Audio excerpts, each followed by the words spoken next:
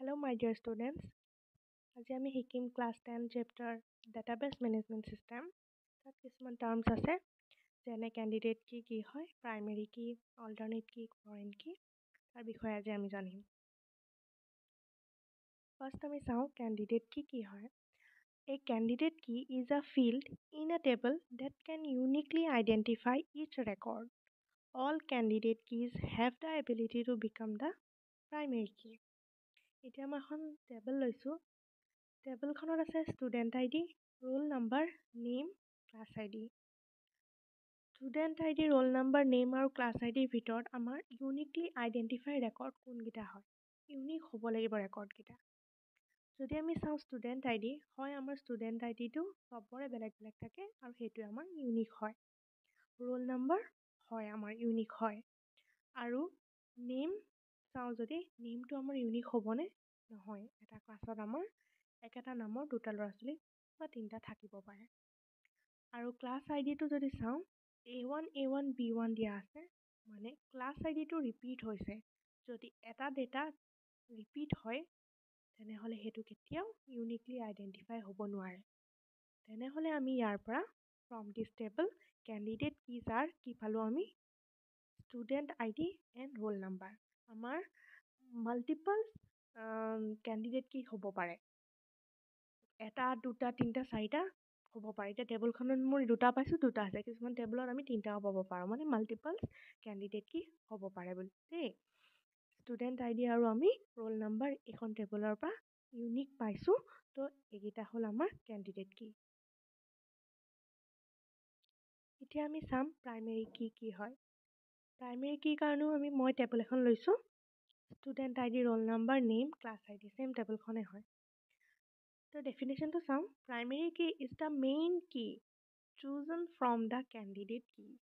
It is used to uniquely identify each record in the table. A table can have many candidate keys, but only one primary key. এতিয়া কৈছে যে মই যে কৈছিলোঁ candidate কি আমাৰ বহুতখিনি থাকিব পাৰে এখন টেবুলত, কিন্তু প্ৰাইমেৰী কি যেতিয়া হয় প্ৰাইমেৰী কি এটাই হ'ব। আৰু প্ৰাইমেৰী কিটো আমি ক'ৰ পৰা ল'ম, সেই কেণ্ডিডেট কিৰ পৰাই বাছি পেলাই এটা উলিয়াম আমি। প্ৰাইমেৰী কিটো আমি কেণ্ডিডেট কিৰ পৰাই ল'ম, বাছি পেলাই এটা তাৰ উলিয়াম ইউনিক কোনটো। এতিয়া এই টেবুলখন যদি চাওঁ আমি ইয়াত কেণ্ডিডেট কি কোনকেইটা পাইছিলোঁ, ষ্টুডেণ্ট আই ডি আৰু ৰোল নাম্বাৰ পাইছিলোঁ। এতিয়া এই দুটাৰ ভিতৰত আমি ইউনিক কোনটো সেইটো চাম। যদি এতিয়া আমি চাওঁ ষ্টুডেণ্ট আই ডি আৰু ৰোল নাম্বাৰৰ ভিতৰত ইউনিক চবচে বেছি ইউনিক হয় আমাৰ ষ্টুডেণ্ট আই ডি। মনত এইটো প্ৰশ্ন আহিছেনে তোমালোকৰ, যেন ৰোল নাম্বাৰটোতো ইউনিক হয়, কিয় হোৱা নাই শুনা। ক্লাছ 10 ছেকশ্যন যেনিবা দুটা আছে, এ আৰু বি। ছেকশ্যন 8 ৰোল নাম্বাৰ 12 এজন আছে, ল'ৰা বা ছোৱালী, আৰু ছেকশ্যন বিটো তেনেকৈ ছোৱালী বা ল'ৰা এজন আছে ৰোল নাম্বাৰ 12। তেনেহ'লে ডাবল ৰেকৰ্ড আছে। তো প্ৰাইমেৰী কিটো একদম ইউনিক হ'ব লাগিব। আৰু সেই ক'ৰ পৰা বাচিম আমি, কেণ্ডিডেট কিৰ পৰাই বাচিম। কেণ্ডিডেট কি আমাৰ দুটা আছিলে, তাৰ পৰা আমি এটা বাছি উলিয়াম। তো আমাৰ এই দুটাৰ ভিতৰত চবচে বেছি ইউনিক হয় আমাৰ ষ্টুডেণ্ট আই ডি। তেনেহ'লে প্ৰাইমেৰী কি কোনটো হ'ল আমাৰ এতিয়া, ষ্টুডেণ্ট আই ডি। এতিয়া আমি শিকিম অল্টাৰনেট কি। A candidate key that is not chosen as the primary key is called an alternate key. আকৌ এটা ছেইম এক্সাম্পলে মই লৈছোঁ, student I D, roll number, name আৰু ক্লাছ আই ডি। এতিয়া কি কৈছে, কেণ্ডিডেট কি যোনটো আমি চুজ নকৰোঁ প্ৰাইমেৰী কি হিচাপে, মানে মই একদম ইজি লাইনত দেখাই দিছোঁ তোমালোকক। কেণ্ডিডেট কি ইকুৱেল টু কি হয়, অল পচিবল ইউনিক কি। সেই টেবুলখনৰ যোনকেইটা পচিবল ইউনিক কিজ হ'ব সেইটো আমাৰ কেণ্ডিডেট কি হ'ল।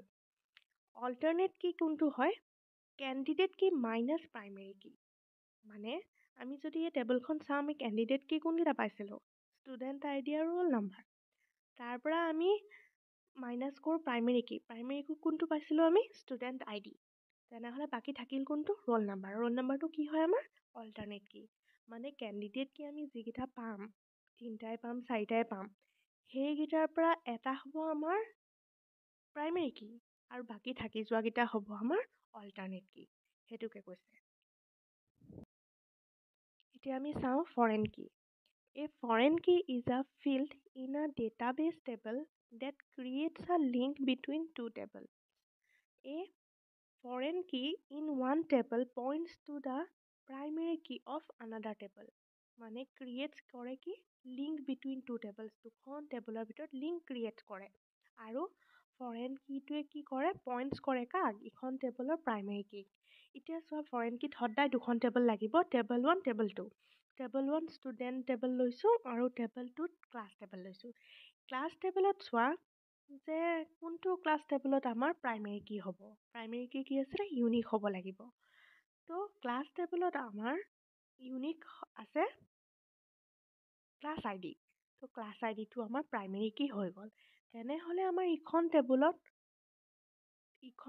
টেবুলৰ প্ৰাইমেৰী কিটো সিখন টেবুলত কি হ'ব ফৰেন কি হ'ব মানে ষ্টুডেণ্ট টেবুলখনত আমাৰ ক্লাছ আই ডি আছেনে আছে তেনেহ'লে এই ক্লাছ আই ডিটো আমাৰ ইয়াত ফৰেন কি হ'ল মানে এইখনৰ পৰা ইয়ালৈ ফুৰিবলৈ গৈছে ইয়াত আছিলে তাৰ ঘৰ এখন তাৰ পৰা সি ইখন টেবুললৈ ফুৰিবলৈ গৈছে কাৰণে তাত গৈ সি ফৰেন কি বুলি কোৱা যায় তো ইয়াত ফ্ৰম দিছ টু টেবুল কি হ'ল সেই টেবুল দুখনৰ পৰা আমি ফৰেন কি কাক পালোঁ ক্লাছ আই ডিক পালোঁ আৰু কিহৰ কাৰণে because it matches with primary কি অফ ক্লাছ টেবল মানে ক্লাছ টেবুলখনত আমাৰ যোনটো প্ৰাইমেৰী কি আছিল সিখন টেবুলত গৈ পেলাই আমাৰ হৈ যায় ফৰেন কি সেইটোৱে কথা